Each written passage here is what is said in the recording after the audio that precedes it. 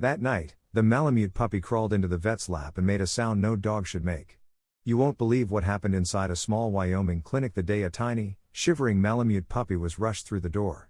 At first, everyone thought he was just another injured dog until he opened his mouth and answered the vet. What he said next made the entire clinic explode with laughter. This is the unbelievable story you have to hear to the end. The wind coming off the mountain carried a sharp bite that morning. The kind that crept through coats and stung the skin no matter how tightly someone wrapped themselves. Dr. Ethan Cole had felt colder days in Silver Pine. But something about that particular morning made the air feel unusually brittle. He had just unlocked the doors of Silver Pine Veterinary Clinic, switched on the hallway lights, and poured himself a cup of coffee when he heard hurried footsteps crunching across the frosted gravel outside. Before he could turn, the front door swung open. A burst of cold air flooded in, followed closely by Sarah Jenkins, still wearing her fire station jacket and holding a bundled gray towel in her arms. Her cheeks were flushed from the cold and from running. "Ethan," she said, breathless. "I need you right now." Ethan set his coffee aside, instantly alert. Sarah wasn't the type to panic, and she definitely wasn't the type to sprint across town unless something mattered. He stepped forward just as she laid the towel on the exam table. The bundle twitched. "I swear I thought it was a house puppy," Sarah said, pulling her gloves off with shaking fingers. "But then it moved again in my hands, and well, just look." Ethan eased the towel open. At first glance, he understood why Sarah had been confused. A tiny body no bigger than a small football was curled tightly into itself, shivering so hard he could see its ribs quivering beneath the soft, thick gray and white coat. But the facial mask, the oversized paws. He froze. "Sarah," he murmured. "This isn't a regular stray. Look at the size of those feet. This is an Alaskan Malamute." The little creature lifted its head just an inch, swaying weakly, its golden brown eyes locked onto Ethan with startling intensity, too focused, too aware for something so small and frightened, and too wild. The pupils tightened at the overhead lights, then widened again, as if it were studying his face, searching for meaning in his expression. Sarah exhaled shakily. "I found him behind the station. He was stuck in the drainage pipe near the back lot. I thought he was just another stray someone dumped in town. But then I saw the size." She leaned in, voice softening. "Ethan, he's tiny. I've never seen a Malamute this small. Have you?" Ethan didn't answer right away. He couldn't. He had treated working dogs before, plenty of them, but nothing like this. Even newborns weren't this small. This one could practically fit in the crook of his arm. And yet, those eyes, wild, bright, alert. They weren't looking through him. They were looking at him. "He's freezing," Ethan finally said, gathering the towel carefully around the small body again. "And terrified. Let's get him under some warmth." The Malamute puppy kept staring even as Ethan lifted him. His gaze didn't break, not even when Ethan turned on the heating pad and set him gently on top of it. The little creature flinched at the shift in temperature, paws curling inward, but his attention never wavered. That alone made Ethan pause. Most scared dogs shut down when they were this frightened, eyes unfocused, muscles limp. This one looked like he was trying to communicate something through the tremble in his whiskers and the faint movements of his mouth. "Where exactly did you find him?" Ethan asked. Sarah rubbed her arms. "Wedged sideways in that old metal pipe behind the firehouse. It was freezing rain when we got the call about a smoke alarm malfunction. I heard something crying when I stepped out of the truck. Thought it was a house dog in trouble. But when I reached in, he wasn't just crying. He almost sounded like..." She hesitated, embarrassed. "Like he was complaining." Ethan glanced at her. "Complaining?" Sarah shrugged helplessly. "You know, like how a toddler fusses when you pick them up wrong. It wasn't a bark. It wasn't a growl. It was something in between. A frustrated, rhythmic woo." Ethan looked down at the tiny creature again, at the way the Malamute's eyes seemed to follow every movement of his mouth. At the way its trembling slowed each time Ethan spoke. A faint impossible thought flickered in the back of his mind, one he quickly pushed aside. "He's in shock," he said. "He's cold, that's all." But even as he said it, the Malamute blinked slowly, deliberately, almost like he understood the tone of Ethan's voice. Sarah stepped closer. "Ethan, why is he looking at you like that?" Ethan didn't know how to answer. The Malamute's gaze felt far too direct, almost unnervingly intentional. There was fear there, so much of it. But there was also something that didn't fit with fear alone. Something searching, something alert, something that made Ethan's breath catch just a little in his chest. "I'm not sure," he said honestly. "But whatever's going on, he wants something from us." As if in response, the tiny creature shifted again, shivering harder, and let out the faintest puff of breath, a soft, broken sound that didn't resemble any dog whimper Ethan had ever heard. Not a bark, not a howl, more like a whisper of a question. Sarah's eyes widened. "You heard that, right, Ethan? Tell me you heard that." Ethan didn't answer immediately. He gently touched the Malamute's head with one fingertip. The animal flinched, then lifted its face just slightly, as if trying to look deeper into his eyes.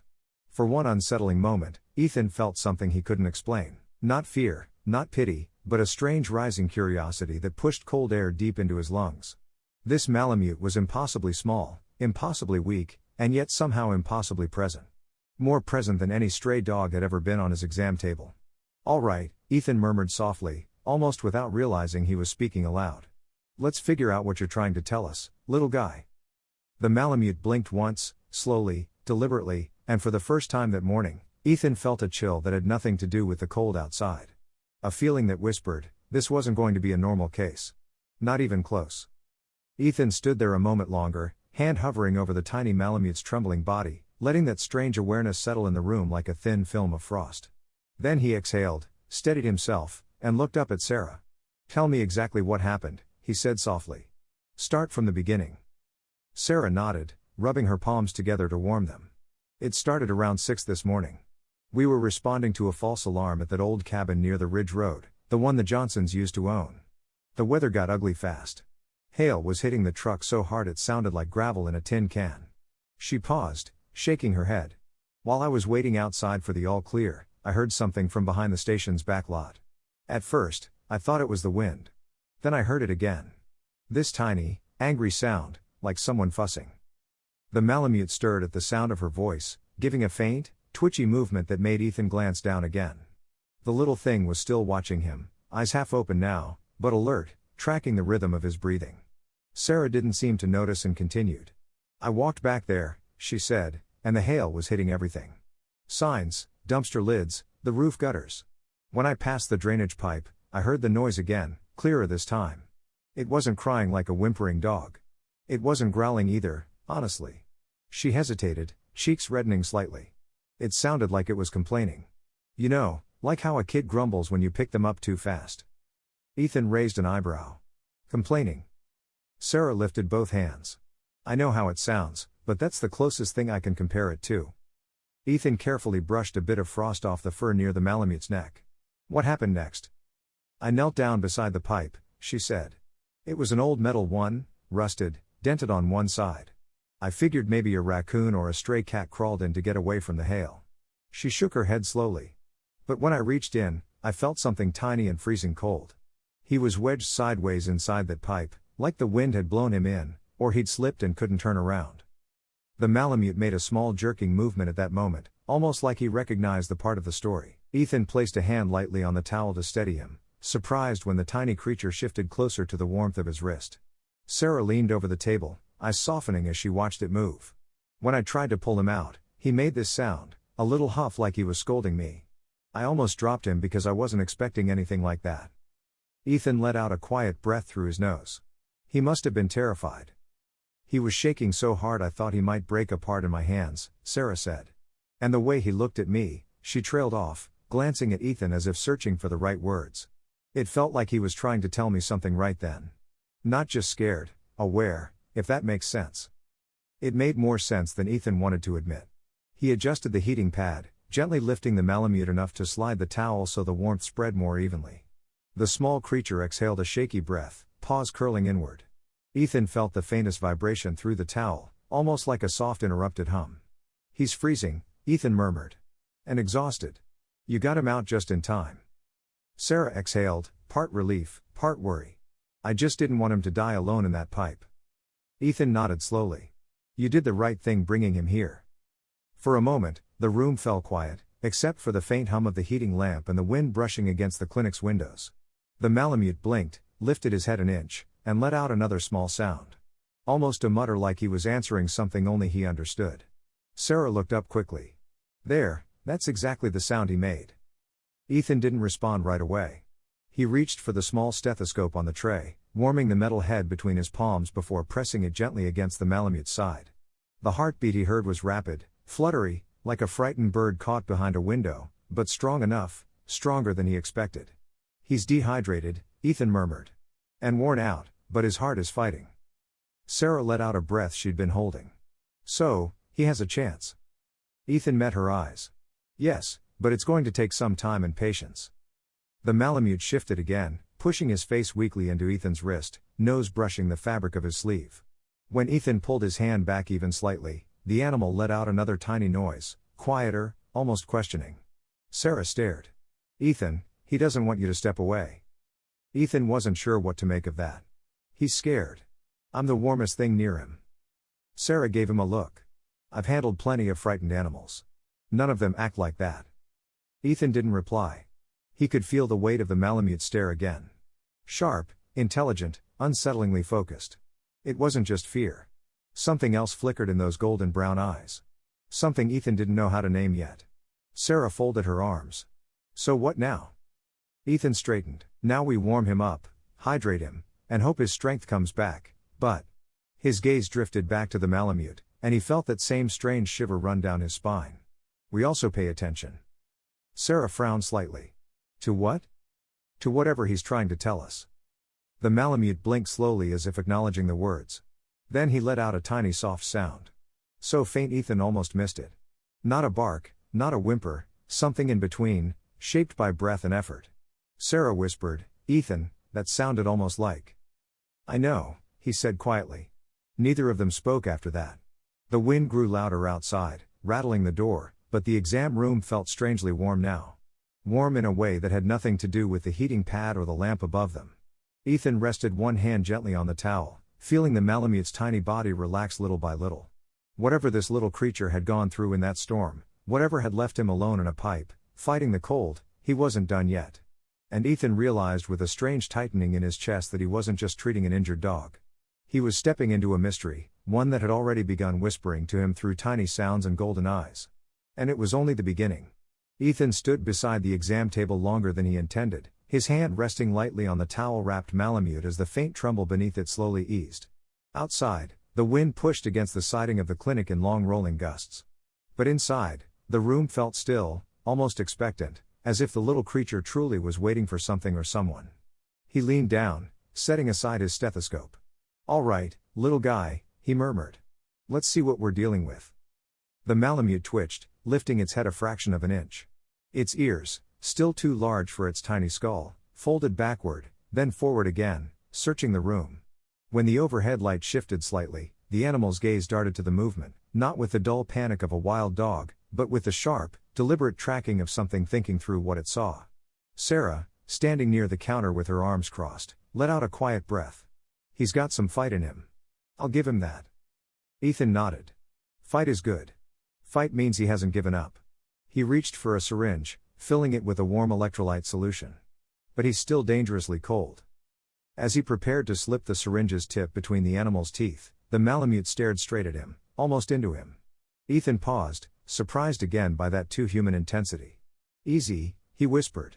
No one's going to hurt you. The Malamute blinked once slowly. Ethan eased the syringe forward. Let's get you rehydrated. Before he could finish the sentence, a soft, uneven sound escaped the tiny Malamute's mouth. A sound that made Ethan freeze. A sound that made Sarah straighten from where she leaned. Rue. Me? Sarah's eyes flew open. Ethan, did you hear that? He just answered you. Ethan stared down in disbelief. The sound wasn't a growl. It wasn't a whimper. It wasn't even the typical working dog woo-woo. It had a pattern, a rise and fall, a structure. He tried again slowly, cautiously. Calm down, buddy. The Malamute's mouth twitched, and it responded immediately, voice thin, breathy, but unmistakably intentional. Me? Sarah slapped a hand over her mouth. Ethan, he's matching you. He's actually matching your tone. Ethan swallowed. Every instinct trained from years of working with animals, urging him to stay rational. Creatures made odd sounds all the time. Fear could distort anything. Cold could distort anything. Stress, dehydration, injury, all of it mattered. All of it could explain. But none of those explanations matched the way this Malamute's ears perked, the way its eyes focused only on his lips, or the way its paw shifted, tapping the towel with small, trembling insistence, almost like punctuation. Ethan cleared his throat, forcing himself to speak evenly. Maybe he's just mimicking the pitch like an echo. Sarah shook her head hard. Ethan, that wasn't random. She leaned in. Do it again. Say something else. Ethan hesitated. This wasn't something you just prodded for entertainment. Not when a life hung in the balance. But the Malamute's eyes never looked away. Its breathing quickened in tiny huffs like anticipation. All right, he murmured softly. Let's see. He chose a word as harmless as he could manage. Hello. The Malamute blinked, its mouth opened a sliver, and then almost instantly a soft, high-pitched sound drifted out. Lou. Sarah staggered back, hitting the counter behind her. Oh my, Ethan, what is happening? Ethan had no answer. He sat very still, staring at the small creature as it trembled on the heating pad, its golden brown eyes locked onto him with an almost unsettling clarity. Then something even stranger happened. The Malamute lifted one tiny paw, bandaged, stiff, trembling from weakness, and tapped Ethan's wrist. Tap, tap, tap, tap, tap. Ethan froze completely. The taps weren't frantic or random. They were gentle, purposeful, like someone knocking politely or trying to get his attention. Why did he do that? Sarah whispered. Ethan didn't speak. Couldn't for a moment.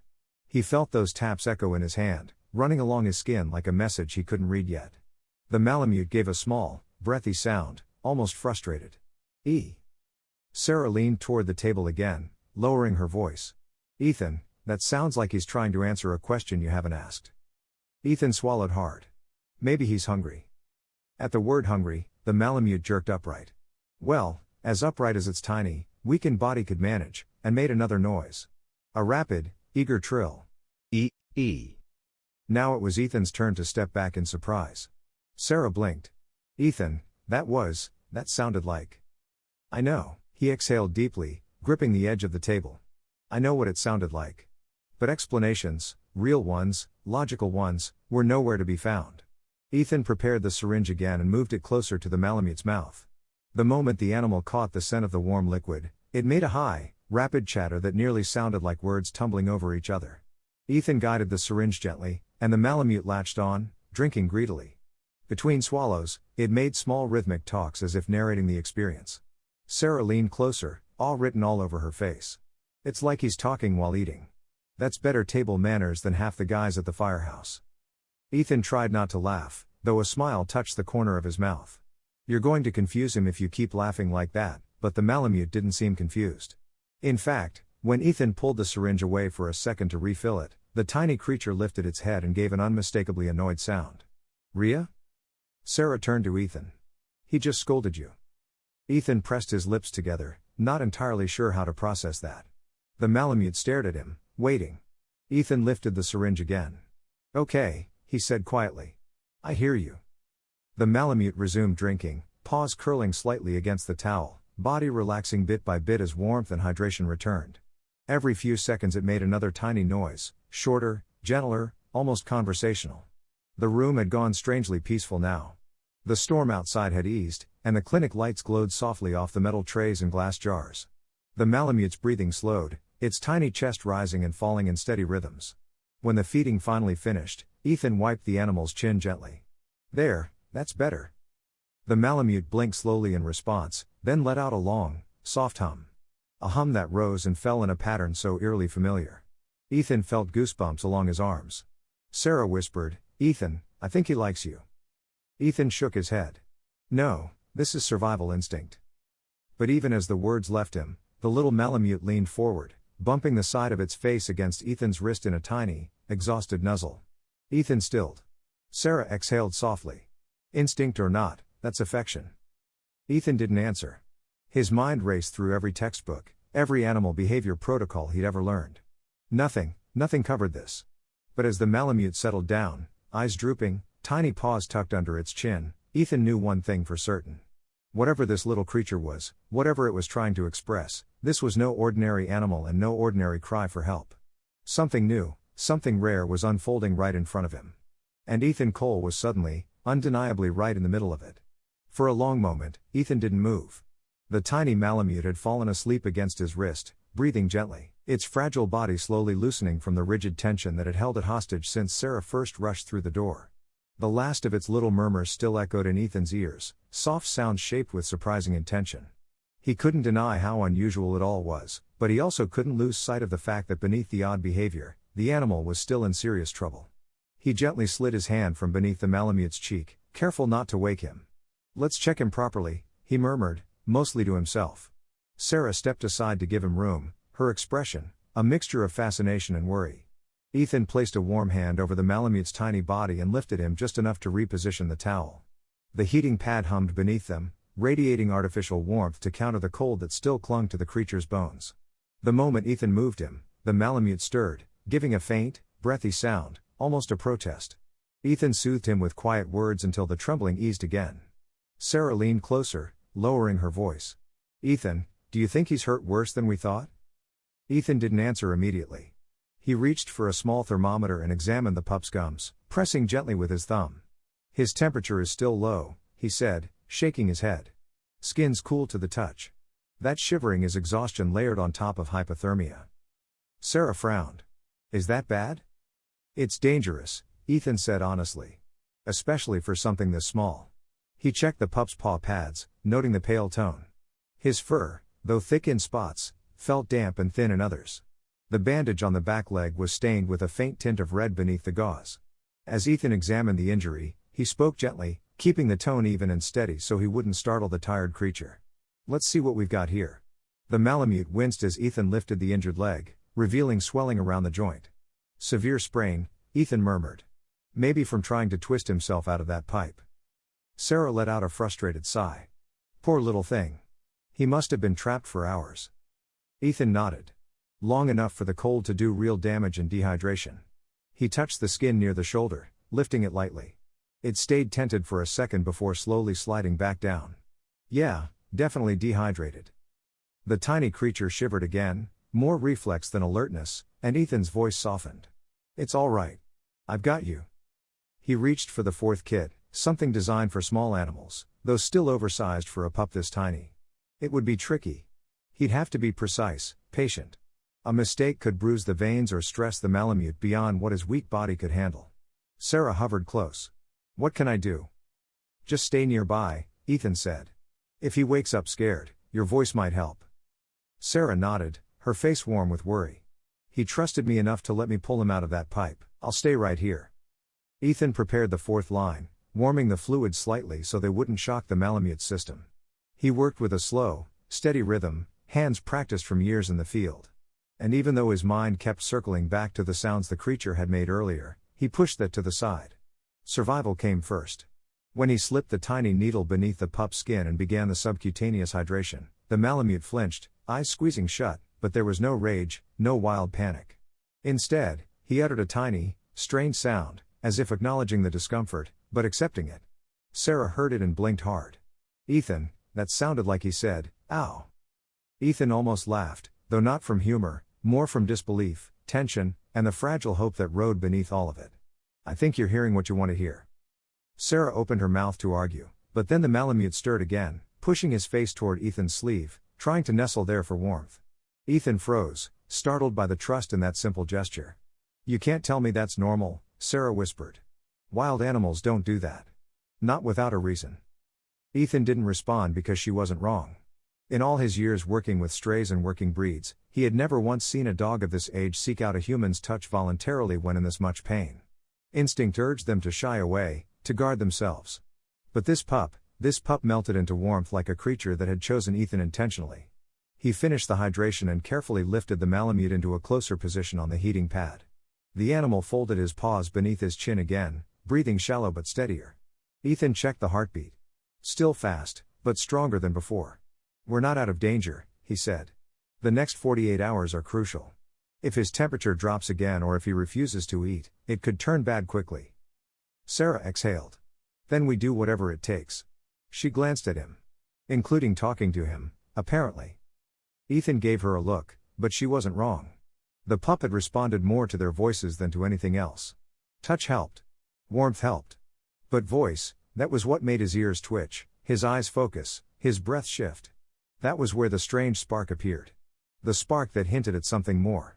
Ethan pulled over the overhead lamp, angling it for better warmth without blinding the little creature. The light cast a faint glow over the exam table, and the pup's eyes fluttered open slowly. He stared up at Ethan again, exhausted, glassy, but still fiercely present. "Hey," Ethan murmured, leaning closer. "You're safe here. Rest." The Malamute blinked once, then so faint Ethan almost missed it.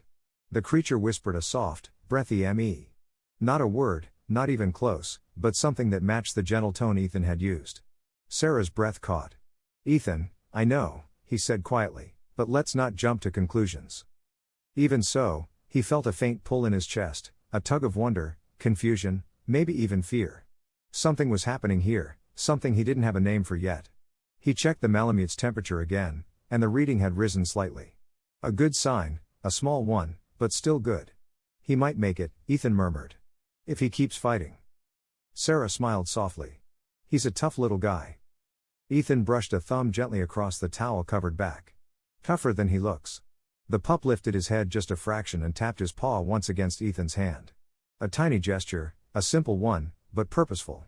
Sarah's voice trembled with quiet astonishment. "He's talking to you again." Ethan stared at the pup, unable to deny it any longer. Something inside that fragile body wasn't just fighting for survival. It was trying to communicate. Not with words, not with language, but with intention. And Ethan felt the full weight of that realization settle heavily on his chest.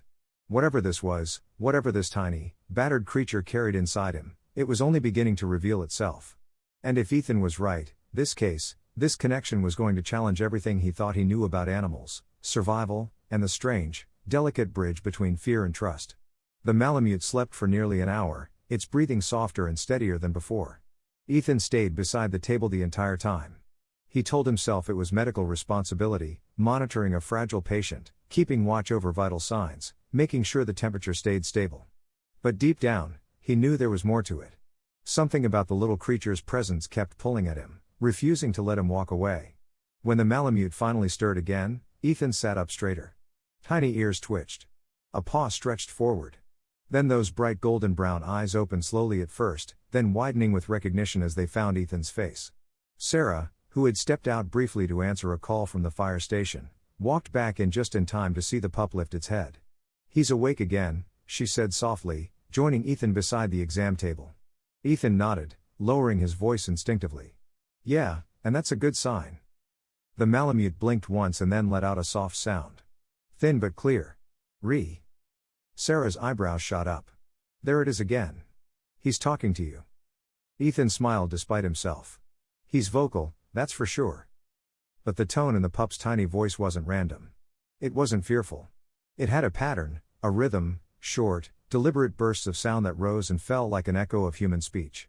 Ethan leaned closer, keeping his tone gentle and slow. "Are you hungry?" The moment the word hungry left his mouth, the pup's ears perked sharply. His pupils widened. Then, in a strange, breathy imitation, he answered. "E." Sarah gasped. "He did it again, Ethan. There is no way that's coincidence." Ethan didn't respond immediately. He couldn't. The Malamute's mimicry was too precise, too intentional. Animals responded to sounds all the time. But this wasn't just response. This was imitation. A fragile, struggling attempt to mirror the shape of words he didn't even understand. Ethan reached over to the counter, filling another small syringe with warm formula. When he brought it near, the pup surged forward, well, as much as his tiny, injured body could, chirping in sharp rhythmic bursts. Sarah laughed softly. "It's like he's yelling at you to hurry up."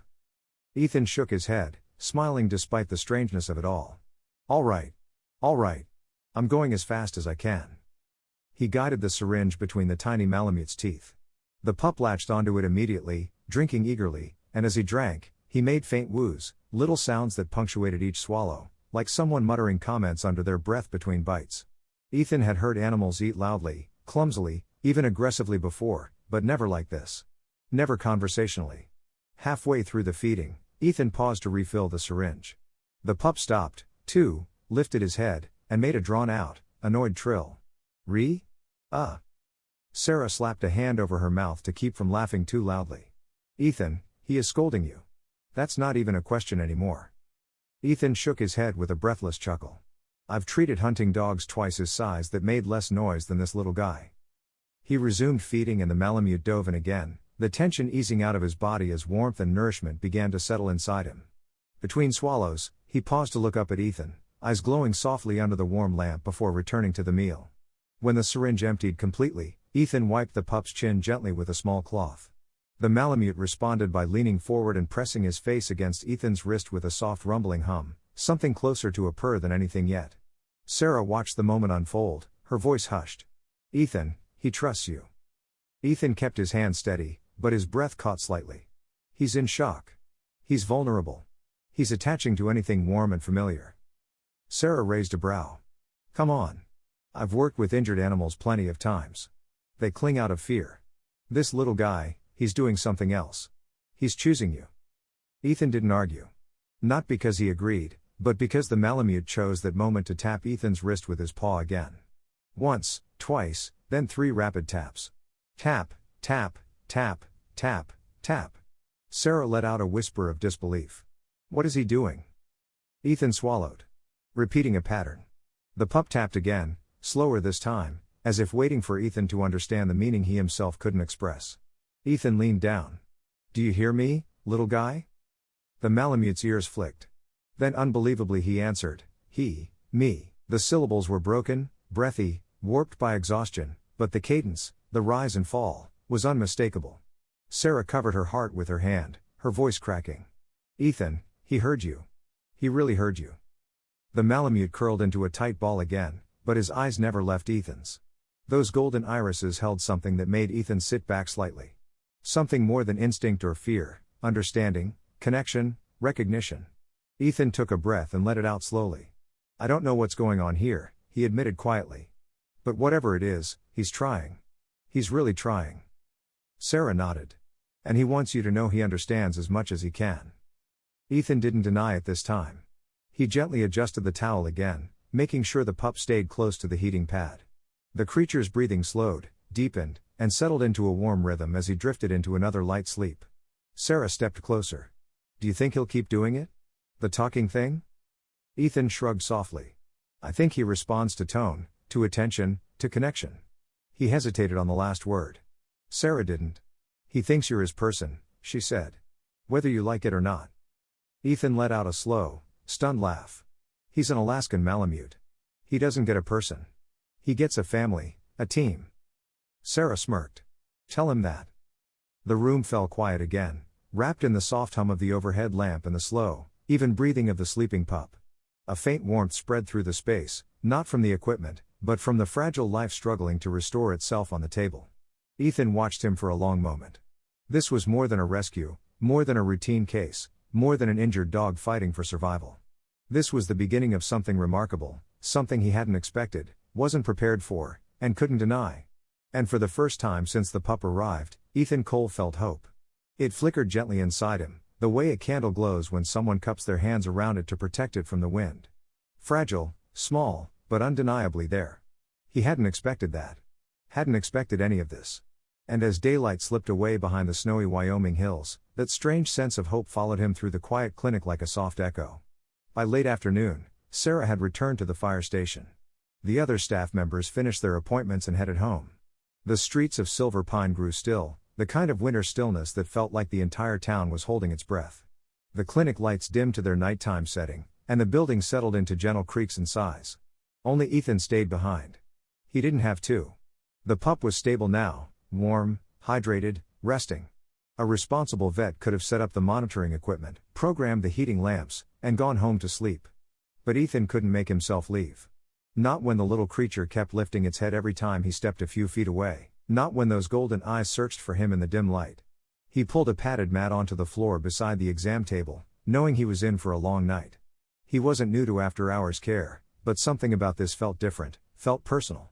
He checked the pup's temperature again, feeling his shoulders relax when the number came back slightly higher than earlier. "Better, stronger.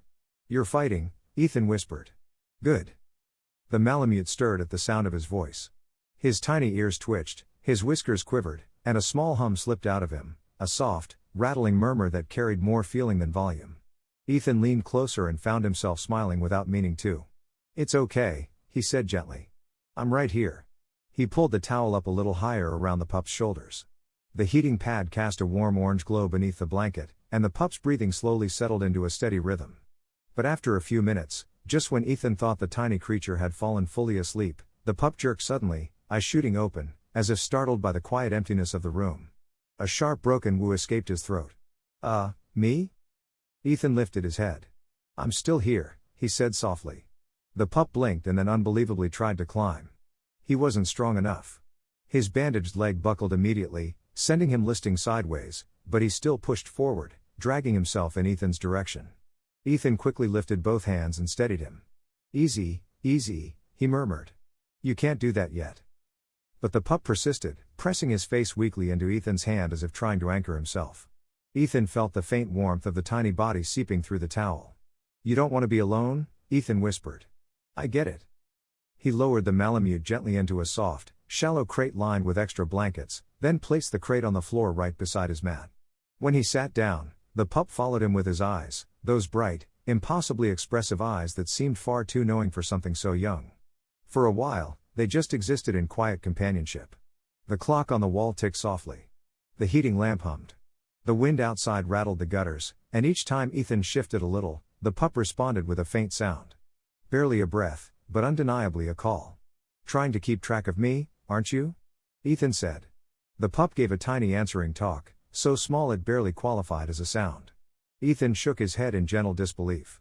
You're something else, little guy. Around 9 o'clock, Ethan stood to stretch his legs. The moment he stepped away from the crate, the pup's breathing changed. Light, rapid, anxious.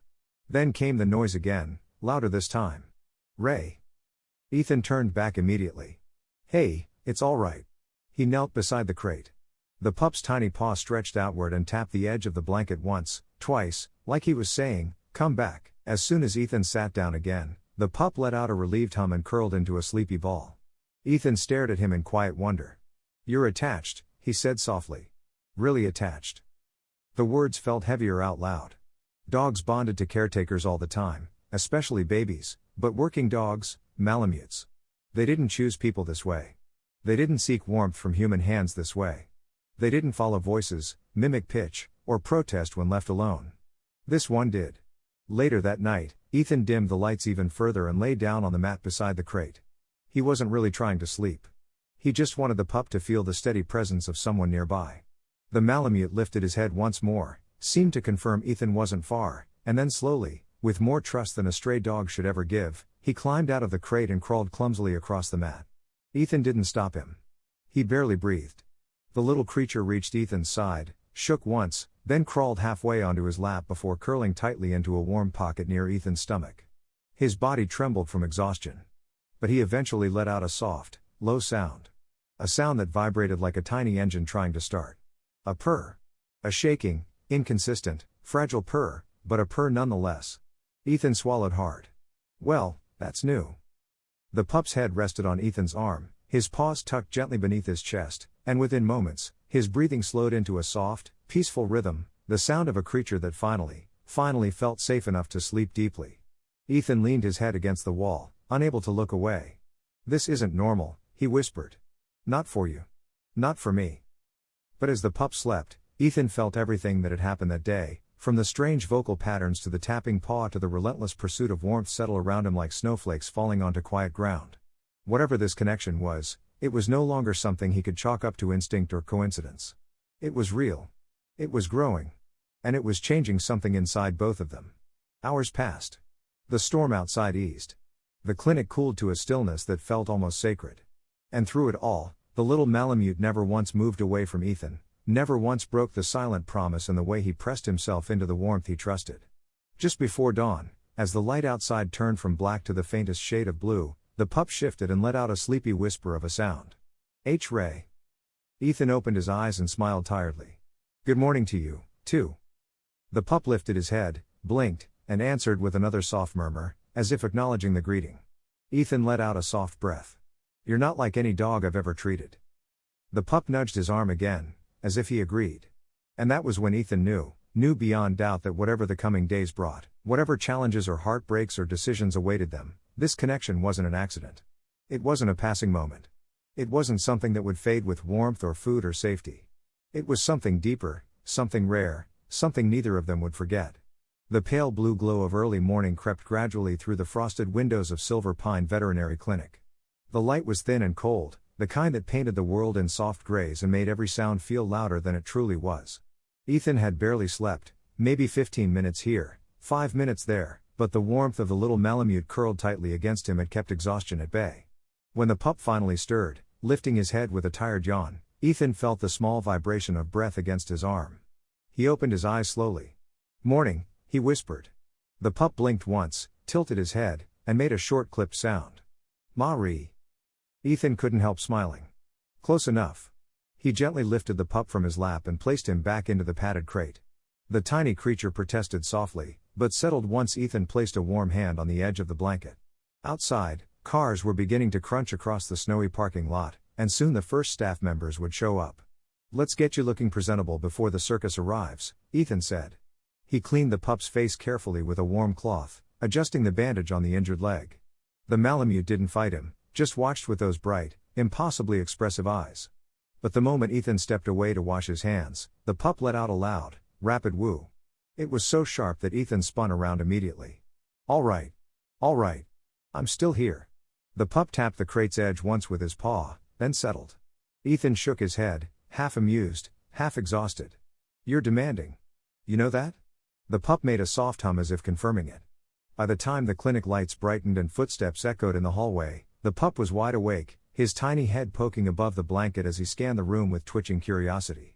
The door opened and Becky, the morning receptionist, stepped in, coffee in hand. She froze mid-sip. Dr. Cole," she whispered. "Is that an Alaskan Malamute? A baby one?" Ethan nodded. "Found injured. Sarah brought him in."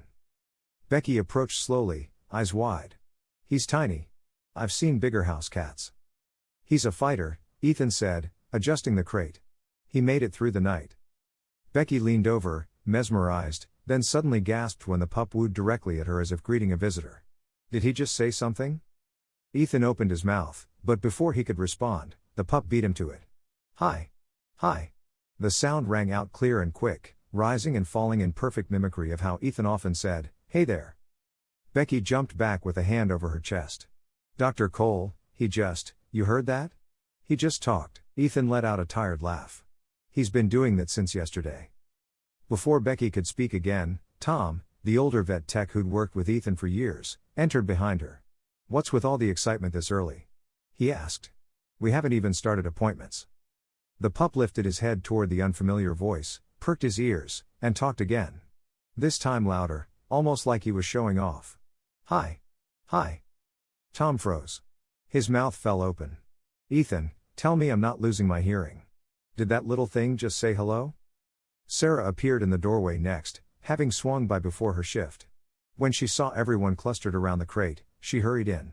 "Is he awake? Did he eat this morning?"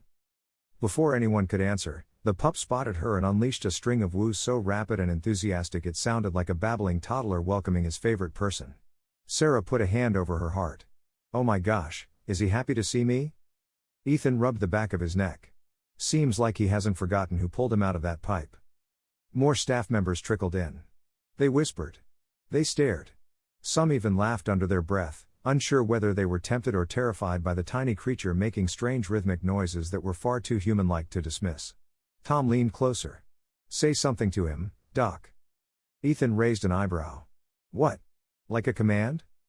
Becky grinned. "Just say something. Anything." Sarah crossed her arms. "Try say hi." That's what he responded to yesterday. Ethan sighed, part amused, part apprehensive, and placed a hand near the crate. "Say hi." The pup's ears shot up. His eyes widened and in a burst of sound full of confidence and strange pride he answered immediately. "Hey Ive." "Hi." The room exploded. Becky nearly dropped her coffee. Tom slapped both hands to his cheeks. Sarah doubled over laughing. Even the two college interns peeking through the doorway clapped a hand over their mouths trying not to shriek. "Ethan." Becky gasped. "He's literally saying hi. He's not even hesitating," Tom added. "That wasn't random. Not even close." Sarah wiped her eyes. "This is unreal." Ethan watched the pup, who sat with his front paws neatly tucked, looking entirely pleased with himself. The tiny creature blinked at him as if expecting praise. "Well," Ethan said softly, fighting the warmth spreading across his chest. "Looks like you enjoyed the attention." The pup wooed once in reply, simple, direct, and undeniably affectionate. Word traveled fast. By mid-morning, half the staff had quietly slipped into the exam room just to check on him. One woman from the front desk brought in a plush toy shaped like a squirrel, setting it near the crate. The pup smacked it with his paw, then wooed triumphantly. Another tech waved from the doorway and nearly fainted when the pup responded with a soft hello. Every new attempt only confirmed what Ethan had witnessed all along. This Malamute wasn't just vocal. He was interactive, responsive, engaged, and everyone who heard him walked away wearing the same stunned smile, minds wrestling with the impossible. Around lunchtime, Sarah returned with a sandwich, poking her head inside the room. "You holding up okay, Ethan?" "Barely," he admitted.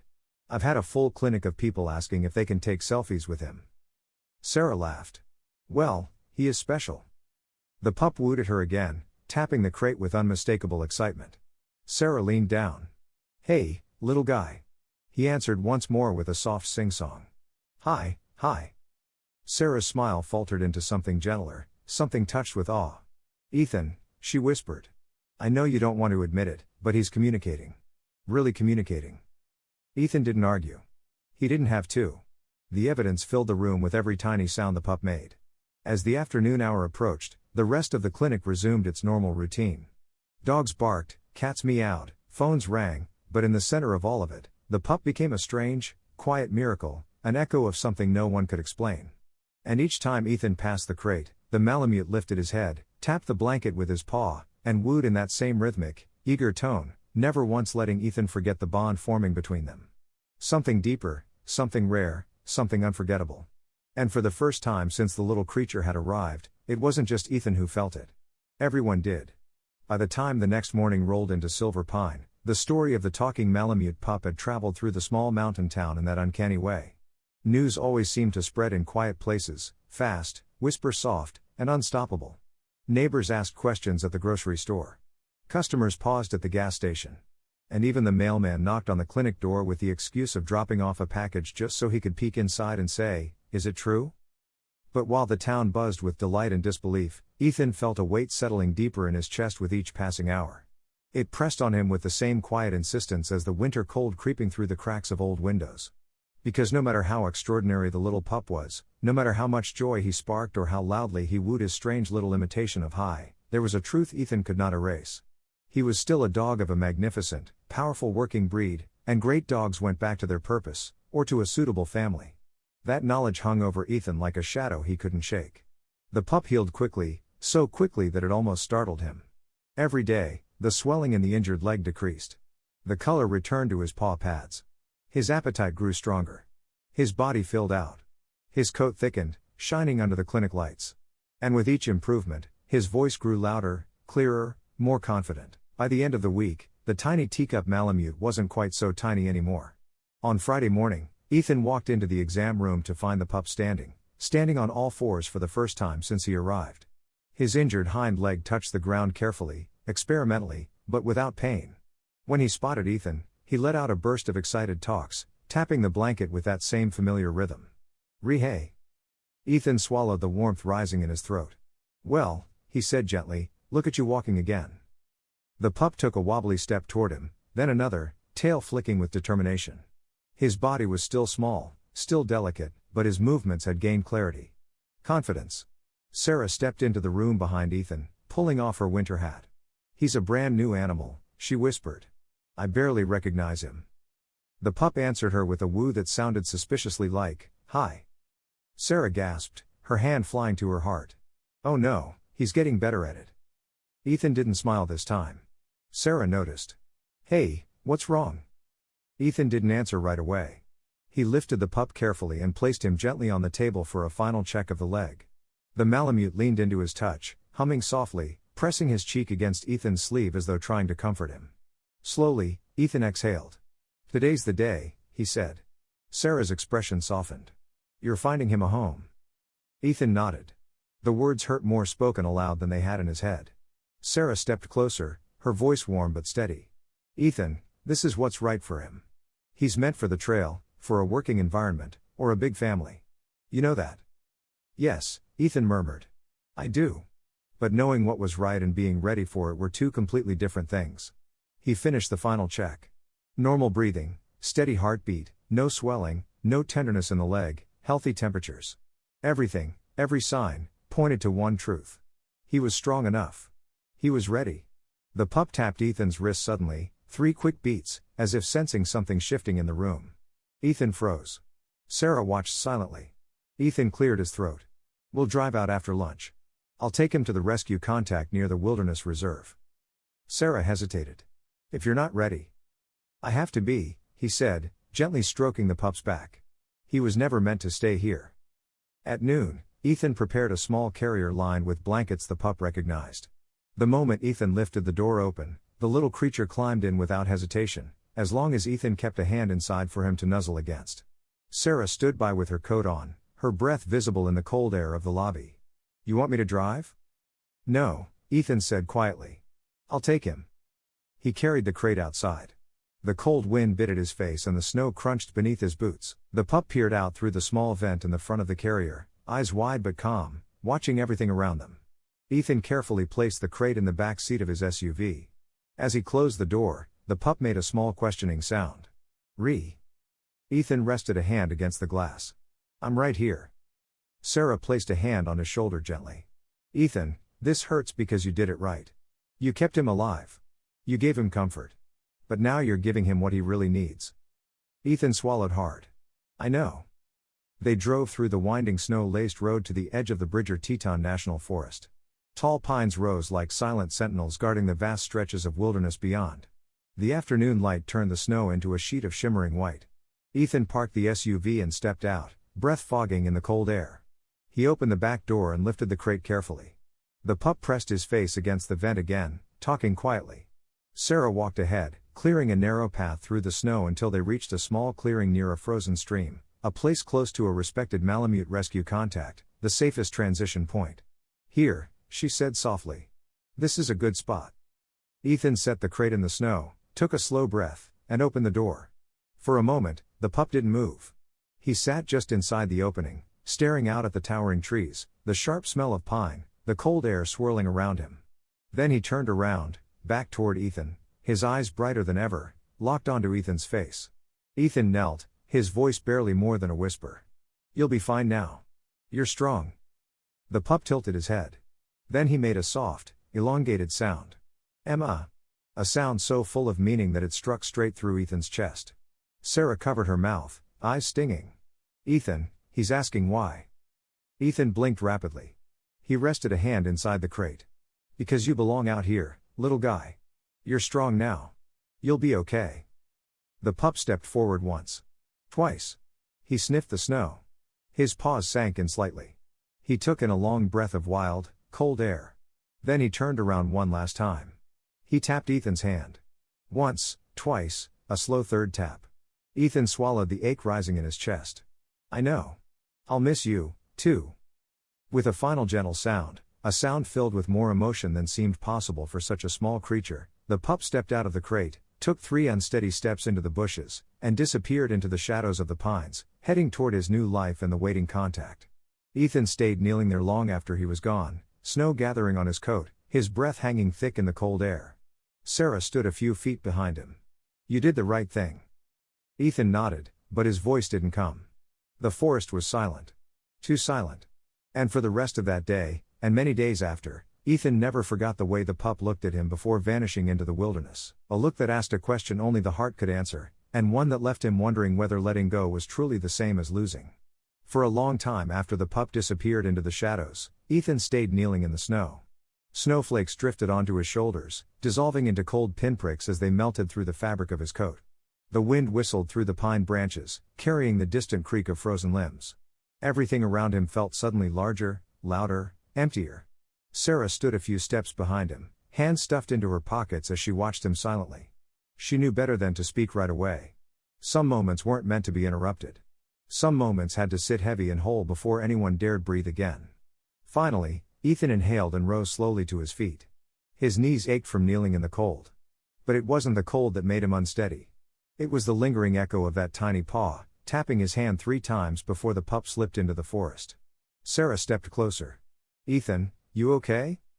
He nodded, though it wasn't entirely true. "I will be." They walked back to the SUV without speaking. The forest felt massive now, an endless expanse, ready to swallow anything small and vulnerable. Ethan knew Malamutes were resilient by nature. Born survivors, built for the cold. Yet, as he started the engine, he couldn't shake the image of the pup's tiny prints in the snow, vanishing into the underbrush. Sarah buckled herself into the passenger seat. "He's stronger than he looks." "I know," Ethan murmured. "He'll find his purpose out there," she added gently. "I know that, too." Sarah looked out the window at the towering pines. "He'll be okay." "Yeah," Ethan whispered, though the words scraped against the quiet ache in his chest. "He will." The drive back to Silver Pine was quiet. Not uncomfortable, but heavy in the way a room feels after someone important walks out of it. When they reached the clinic, the staff had already begun the afternoon rounds. Becky looked up from the front desk, offering Ethan a hopeful smile that faltered the moment she saw his expression. "Is he?" she asked softly.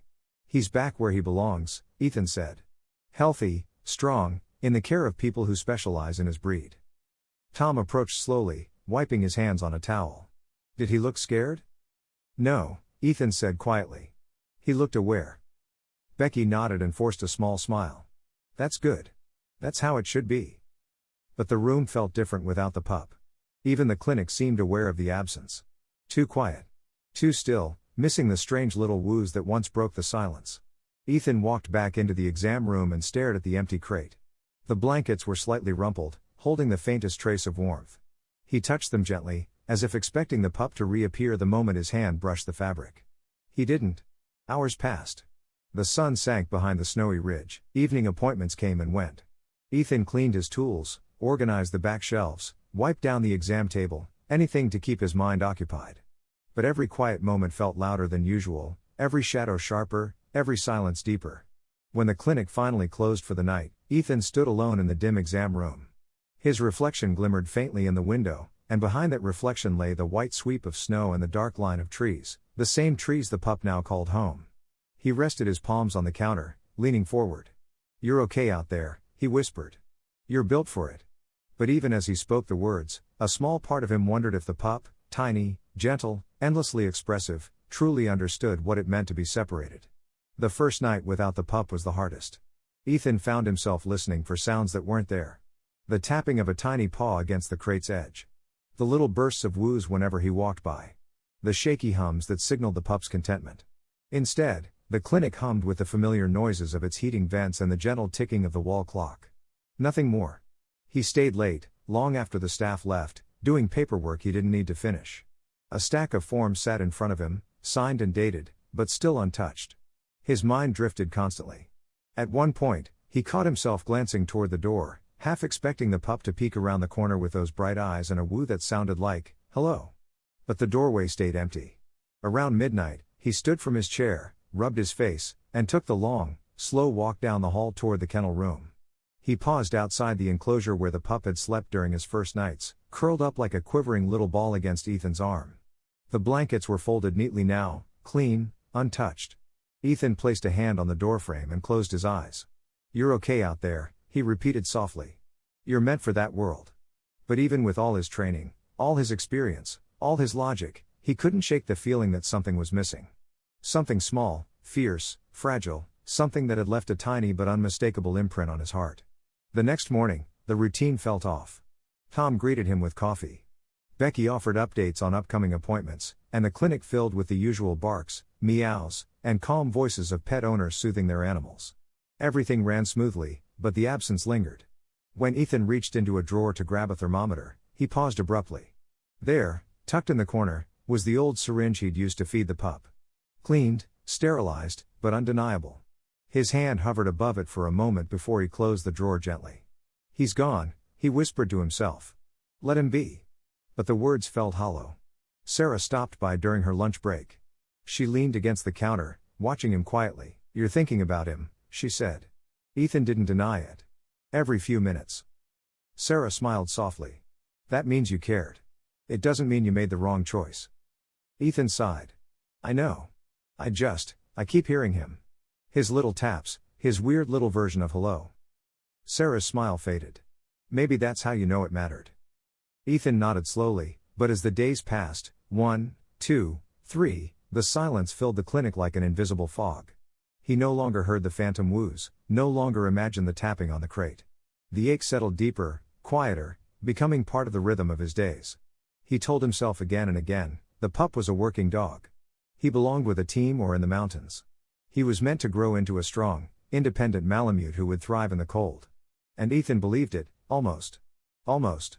Because late at night, when the wind blew a certain way, carrying echoes from the forest, Ethan sometimes paused, heart lifted, breath held, wondering if maybe, just maybe, one day that tiny voice might return. One day he might hear the woo again.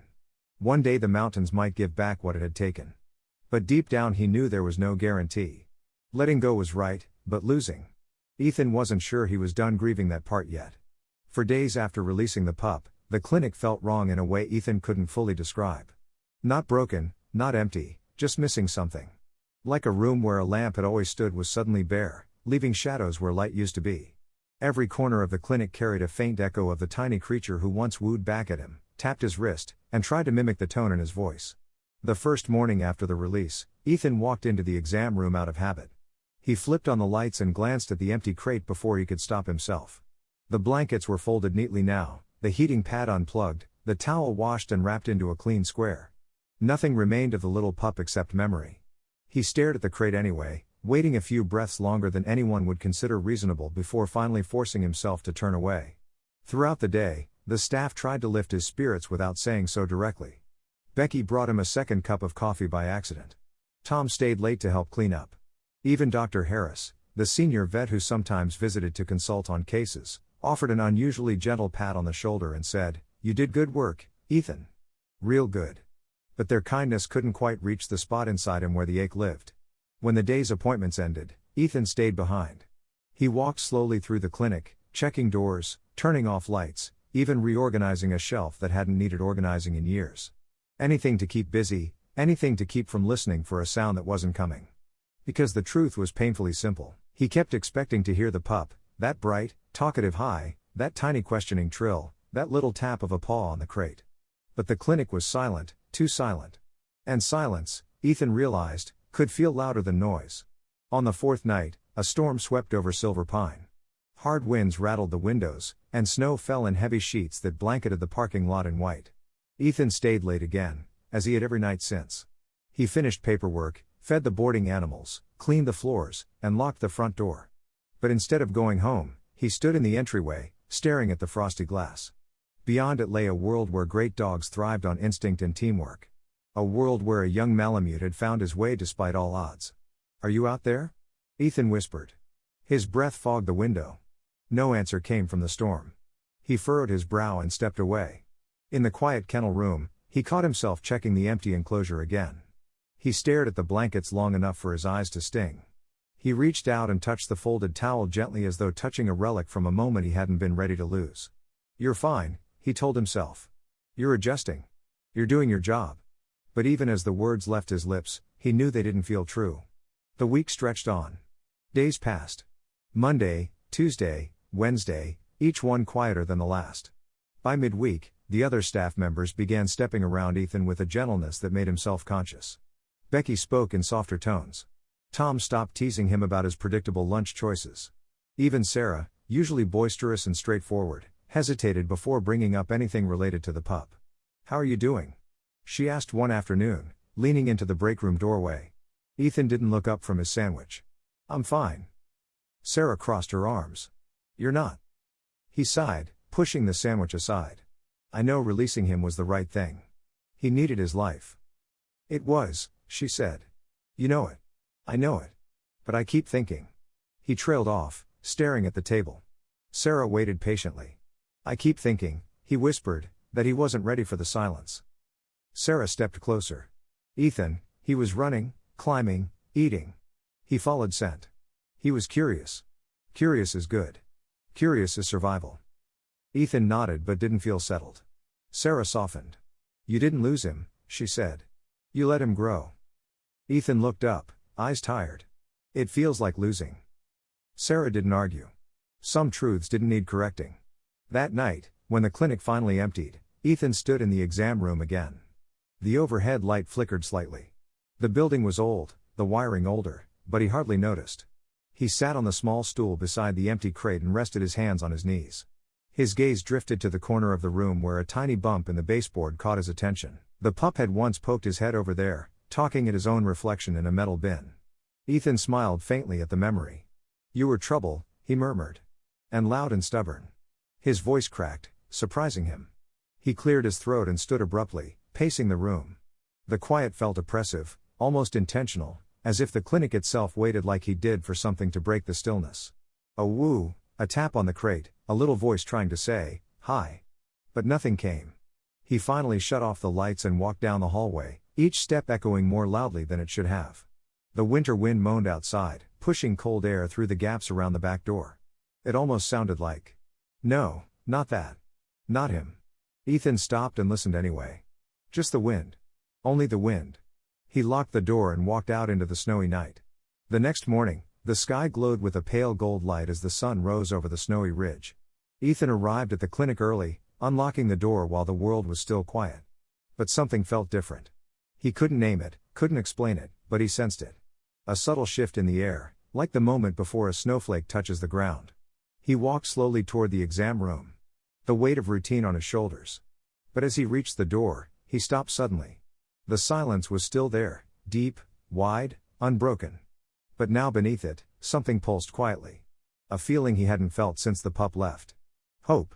Small, faint, but undeniably alive. Ethan blinked, surprised. Why now? Why today? Nothing had changed. And yet something felt ready. He placed a hand on the doorframe, breathing in slowly. "Little guy," he whispered. "Wherever you are, I hope you're safe." He shut his eyes, letting the quiet settle over him. And for the first time since the pup vanished, Ethan felt something different from grief. He felt anticipation, as if the story wasn't finished yet, as if something or someone was still coming. Something he didn't dare hope for but couldn't stop imagining. Something that would break the silence in a way he would never forget. The feeling stayed with Ethan all morning, a soft hum under his skin, like the quiet before a storm or the moment just before a door finally clicks open. He tried to shake it off as he moved through the clinic. He checked patient charts, restocked supplies, listened to Becky list the day's appointments, and even smiled when Tom joked about the snow piling up outside. But no matter how busy he kept his hands, his mind returned again and again to the forest, the pup, those bright golden eyes, the sound that had once echoed through the clinic like a tiny bell. "Hi." He tried not to think about it. He tried not to expect anything. But deep down, something tugged at him, urging him to listen harder. The morning ticked on. Around 10 o'clock, Sarah stopped by during her break from the fire station. She greeted him with a grin as she stamped snow off her boots. "You look like you barely slept." "I didn't," Ethan admitted. Sarah's smile softened. "Still missing him?" Ethan didn't answer. He didn't need to. Sarah stepped closer. "Whatever you're feeling, nothing wrong with it. You cared, that's all." Ethan nodded, but didn't meet her eyes. He didn't want to say aloud what he truly felt. That the silence of the last week had carved a space in him he didn't know how to fill. Sarah opened her mouth to say more, but the words died on her tongue as her attention snapped toward the front window. "Ethan," she whispered. "Did you hear that?" Ethan frowned. "Hear what?" She raised a hand as if asking the air itself to be quiet. "That, listen." Ethan went still. At first, he heard nothing but the soft hum of the clinic lights. Then a faint, distant tapping. Soft, deliberate, rhythmic. Tap, tap, tap, tap, tap. Ethan's heart lurched. Sarah clasped his forearm. "Tell me that's not what I think it is." The tapping came again, slightly louder, slightly quicker, as if whoever or whatever was making the sound realized it hadn't been heard the first time. Tap, tap, tap. Becky poked her head out of the office. "Did someone knock? I didn't see anyone come in." Tom stepped out from the back hallway, brows raised. Sounded like a kid tapping their knuckles on the door. Ethan didn't speak. His breath had caught halfway up his throat. Sarah whispered, "Ethan, please tell me this is really happening." The tapping came a third time, this time unmistakably urgent. Tap, tap, tap. Ethan moved first. He didn't run. He didn't sprint. But every step he took toward the front door carried a force he hadn't felt in days. A pull as strong as instinct, pure and simple. He reached the door, paused, placed his hand on the cold metal handle. He exhaled slowly, and then he pulled it open. The cold winter air rushed inside. Snowflakes drifted across the threshold like scattered sparks of light. And there, sitting on the top step of the clinic's porch, framed by the pale morning sun, was the Malamute. Except he wasn't tiny anymore. He was still small for his age, yes, still growing, but his body had filled out with strength. His legs were sturdy beneath him, and his coat shone a rich, healthy silver gray under the sunlight. He looked whole, alive, confident, and yet undeniably familiar. The pup, no, not a pup anymore, lifted his head at the sight of Ethan. His tail flicked once, almost like a greeting. Then he raised his paw. Tap tap tap tap tap. Ethan felt his knees weaken. A laugh thick with disbelief escaped him. You found your way back." Behind him, Becky gasped. Tom muttered a stunned prayer. Sarah pressed both hands to her mouth, eyes welling instantly. The Malamute talked, but this time the sound wasn't small or weak. It rang out clear and melodic, rising, falling, musical in a way no dog call should be. Rhea. It was unmistakably joyful, unmistakably proud, unmistakably him. Ethan stepped out onto the porch, kneeling down slowly so he wouldn't startle the animal. Though truthfully, nothing about this Malamute suggested he could be startled by Ethan anymore. Snowflakes caught in the animal's whiskers as he leaned forward. He dropped something at Ethan's feet. A single pine branch, fresh and green despite the snow. Ethan blinked. "You brought this?" The Malamute wooed again, a shorter, warmer sound. He nudged the branch, then looked back up at Ethan with those same expressive golden eyes. Sarah stepped into the doorway, tears in her voice. "Ethan, he brought you a gift." Ethan's throat tightened. He reached out a hand, palm open, moving slowly so the Malamute could choose whether to approach. The animal didn't hesitate. He pressed his nose into Ethan's hand with a soft, vibrating purr that rolled through the cold air like a tiny stream of thunder. Ethan let out a shaky breath. "I hear you, buddy." The Malamute stepped closer, brushing the side of his face against Ethan's wrist, just like he had during those long nights at the clinic. The touch was gentle, familiar, a quiet declaration stronger than any word. Behind Ethan, the clinic staff stood frozen, watching the moment as though witnessing something sacred. Becky whispered, "He remembers him after all this time." Tom wiped his eyes discreetly. "Dogs, they don't do that. Not like this." Sarah shook her head slowly. "This one does." The Malamute finally pulled back slightly, but only to look Ethan directly in the eyes and talk one more time. The sound held a rhythm Ethan recognized immediately. A greeting, a statement, an answer. "Ree-hey-hee." Ethan laughed softly, warmth flooding through him despite the winter cold. "Yeah," he murmured. "I missed you, too." The Malamute curled his tail once, then turned his head toward the forest just briefly before facing Ethan again. It was a message, a promise, a choice. He had returned. Not because he needed shelter, not because he was hungry, not because he was lost, but because he remembered, because he wanted to, and because in some strange and beautiful way, whatever connection had formed between them had survived distance, wilderness, and time. Ethan cupped the Malamute's face gently with one hand. "Is this your way of saying, thank you?" The Malamute stilled. Then slowly, deliberately, he opened his mouth and formed a sound shaped so clearly, so purposefully that every person watching gasped in unison. "Tanks." The sound was imperfect. It wasn't fluent, but it was unmistakably intentional. Unmistakably a word. Sarah burst into tears. Becky clapped a hand over her mouth. Tom swore softly under his breath in pure astonishment. And Ethan?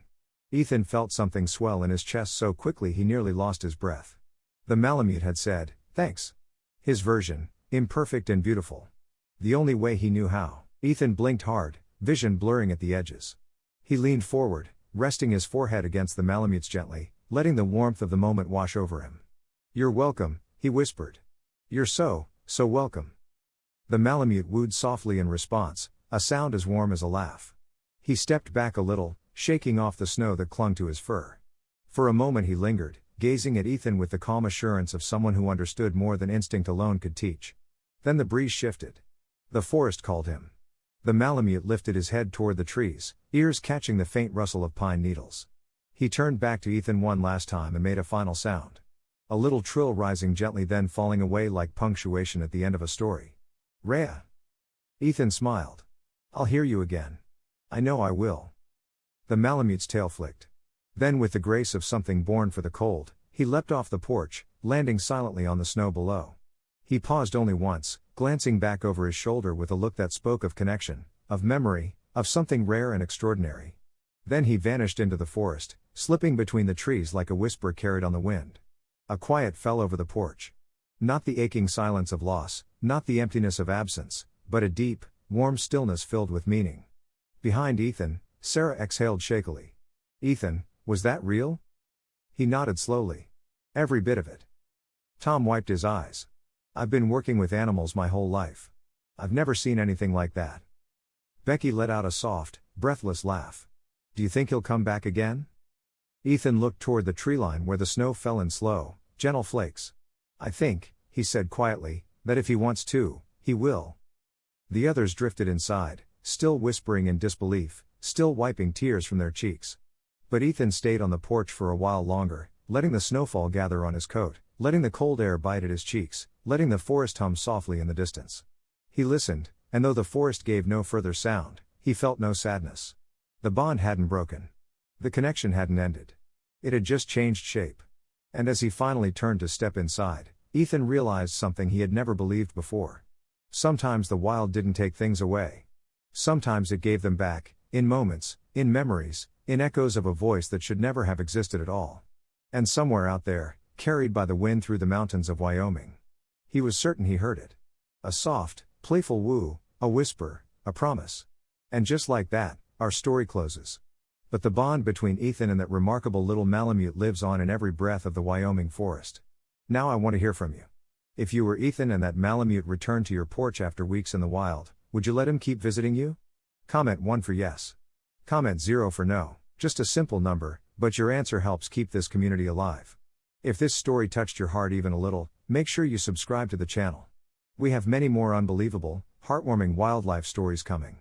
Tales of loyalty, second chances, courage, and connections you will never forget. Hit subscribe, tap the bell, and stay with us for the next story. You won't want to miss what's coming next. Thank you for watching, and here's hoping the wild brings you a little miracle of your own.